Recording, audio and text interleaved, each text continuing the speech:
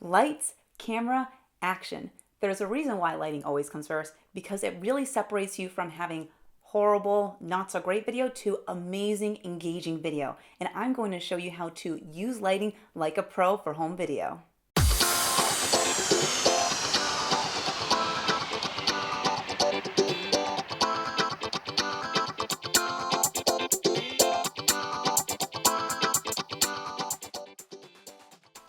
Hi, I'm Meaghan Corson. I work with executives and professionals to map out their video strategy and look great on camera. And I'm here to talk about lighting because it is something that is often overlooked. So many times we just rely on the way the lighting is already set up in our office. Whether you have a lamp next to you or you're sitting in front of a window, that's a solid start, but you really need to elevate your video to the next level, and lighting is the way to do that because the camera sees us differently than our eyes do. It really needs as much light as possible to not only let the camera do its job by capturing all the content, giving it better quality video, but it just makes it more warm and inviting for people watching your video. It instantly gives more credibility to your video by just having a well lit space, because we need to be able to see us and we need to be able to see everything around us. So I'm going to dive into the key elements to lighting so that way you can know how I set up my video shoot and also how you can translate that to your own home office or in your corporate office. So let's dive in. First, the key is you must have 3 lights. 3 is the magic number. So now I've taken the camera back so that way you can see my entire space here the way I have it set up for all of my video shoots. You see I have 1, 2, 3 lights set up, and this is the way I have it set up every time. I'm here in the corner of my home basement, and you can see that I'm literally right next to a display case that my husband keeps his figurines in. I have more around me that doesn't necessarily look great on camera, but that doesn't matter. What matters is within the frame here, and I just want to give you a big background peek of what I do to make it look so great. So again, the magic number is 3 when it comes to lights, and I want to further explain this to you by diving into the key elements. Those key elements are placement, brightness, and temperature. So let's dive right into the placement of your lights. Now the placement is the most important. So you want to have one light that is dedicated to lighting you, your face. This is the light that does this for me. This is a ring light. You can see it is shaped like a circle here. Some people like to place their camera right inside of it, whether it's their phone or a professional DSLR camera, and then some people like to place it right next to it.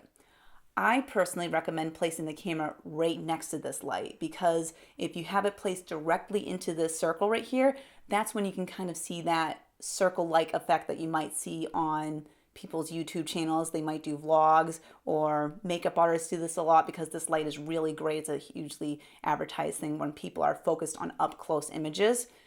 So it's not bad necessarily to have that bright light circle in your pupils for your videos, but I think it looks even better if you don't have it there. So just placing it slightly to the side of the camera makes it even better. So typically for the video shoot, the camera, instead of being this far away, would typically be right here, right next to this light.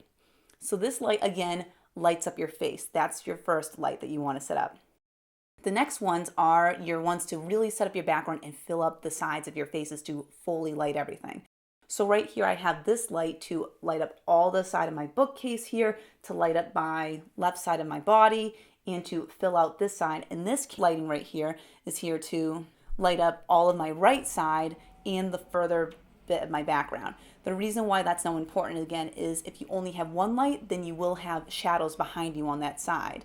And you want to eliminate the shadows because those can become distracting, and it just doesn't look as good if you have that spotlight effect. It's a lot better to have lighting closer to your eye level here, and you don't want to use a light or a lamp above you. A lot of people will do that to try to light them up behind them, but it can give you a kind of halo effect, especially if you have shine on your forehead from makeup or just perspiration. So you really want to make sure the lighting is more so at eye level or slightly above, so that it lights everything up, but it's not coming from above that could create shadows going down your face.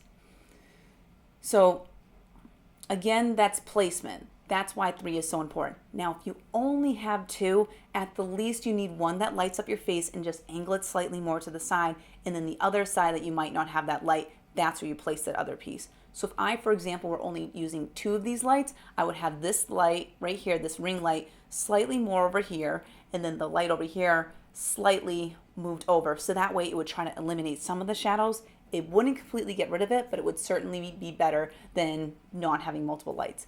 But again, you really need to have three, and placement is the key point where it shows this. So I like to use this Ringlight here because it has a softer effect on my face, and also I like how it takes up less space. You even see, I even have it set up on a stool. Get creative. There's ways to make it work in your small space.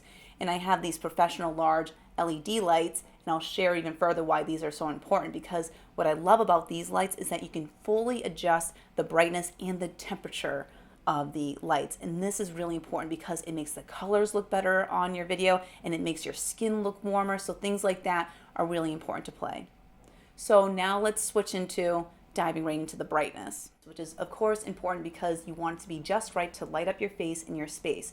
So the good rule of thumb when it comes to brightness is you want to make sure as long as you can eliminate shadows and keep everything evenly lit, then you're great. I would say it's better to have a little more light than you expect, because again, you don't necessarily have your office this well lit when you are doing work or trying to get anything done in there. It really does feel like a lot of light when you have the right amount of brightness, because it's not natural. The key is to make sure that the lighting is to the side, so that way you're not looking directly in the lights. You don't get blinded by the lights. So you can still look at the camera lens, look at the web camera, and connect with your audience.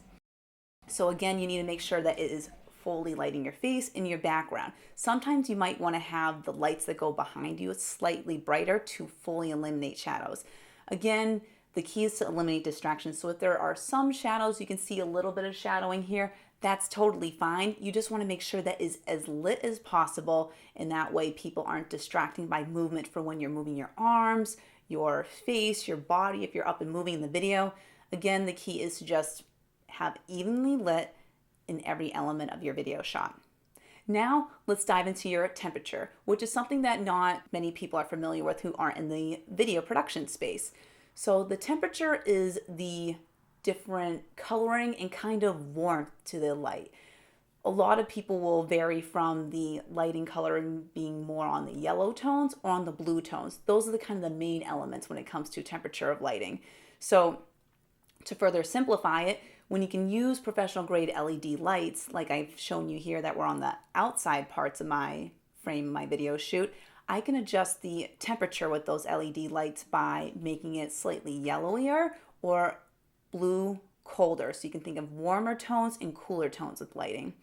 Now you want to lean a little bit more towards warmer tones, so slightly more of a yellowy hue to your lights, because this brings warmth to your skin tone and it helps you not look washed out. This is so important because you want to try to mimic what people see in person. And again, the camera lens doesn't quite see you the same way as my eyes would see you if we were meeting in person. So you want to try to mimic that as much as possible. And with so much light, such great brightness that we're using, that's another reason why you have to bring a little bit more warmth, just so that way it can kind of balance out all the tools you're using. So again, we've covered all the elements when it comes to lighting. You know that the magic number is 3. Ideally, you have 3 lights in your video shoot, and then you have to keep in mind your placement of your lights, how bright you have those lights, and the temperature of those lights. When you combine all those elements, your videos will truly shine and look so much better than the rest. You will not be an amateur anymore, trust me.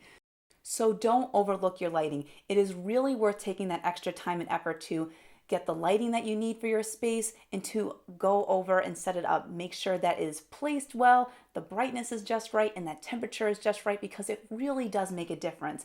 It evenly lights your face, it reduces distractions, so that way people can see where you are, can see what you're doing. It also makes the coloring of your video much more realistic, because that balance of the lighting, the brightness, and the temperature just brings life to your face, brings life to your skin, so that way people can feel like they're there in person with you. And of course, it improves the video quality. And we know that people want to skip that video or don't like tuning into conference calls if they see video looking all garbled up or dark, where they can't really see the person. They look like they're in a spotlight effect. Things like that can really take your video down, and you want to set it up for success, and lighting is a true way to do that. So please follow these tips. Again, I'll have the links to the lighting that I use personally, but you can still get creative what you have in your own space. Use a few lamps. It might be a matter of just picking different light bulbs to have the right brightness, the right lighting, and adjusting from how close and far it is from your space. At the least, you can use lamps at your home, but I really do recommend investing at least a quality ring light at your own space, because something like that can be affordable and take such a huge difference when it comes to your video. It really elevates it, and it's not difficult to use. Just really is a matter of just hitting the switch and just playing with some numbers. It actually can be kind of fun when you take your videos to the next level. I want to leave you with this. Great lighting is inviting. Welcome your viewers with a well-lit video shoot. Feel free to tweet that. Thank you so much for watching. I hope that you found this video helpful, and if you did, please share with your friends and colleagues, because I really want to help people when it comes to lighting in all elements of video. Feel free to subscribe to my YouTube channel too, so you can know about every time when a video comes out. This is one of the many Mondays with Meaghan videos. You'll be seeing one every single week coming out on Monday from me. So if there's anything in particular you'd like me to cover, please feel free to comment and share, because I'm really here to serve you, and I want to help you do everything you need to accomplish when it comes to video. And if you want even more information to connect with me, read more blog posts, more videos that I have, feel free to go to meaghancorson.com, and you can find all the ways to directly connect with me, whether you want me to come in for a training for your team, or you want me to even share more insights when it comes to how I can help you and your team excel when it comes to video. So thank you again. See you next time.